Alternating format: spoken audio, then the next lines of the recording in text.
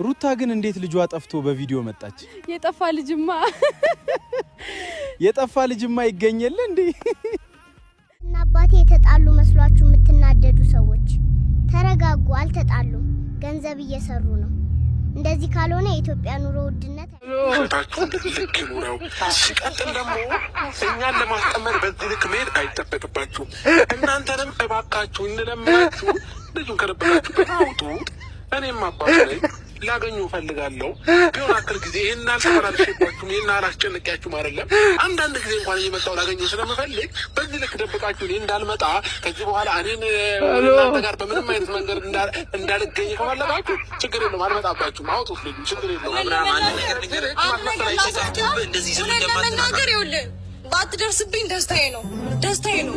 የምር ብታደርገው ደስታዬ ነው። ግን ደግሞ አንተ ስራ በወጣው ቁጥር ቤት ጎረምሳን አንጋብተህ የምትልከው አንተ ነህ። በሌለሁበት ወንድምን የምትልከው አንተ ነህ። በሌለሁበት ከዚህም በፊት ልጄን የወሰድከው አንተው ራስህ ነህ። ስለዚህ ልጄን እፈልገዋለሁ። አታስመስል። ከዚህ በፊት ነጥቀኸኛል ልጄን። ህግ ጋር ስለሄድኩ ነው የመለስኩት።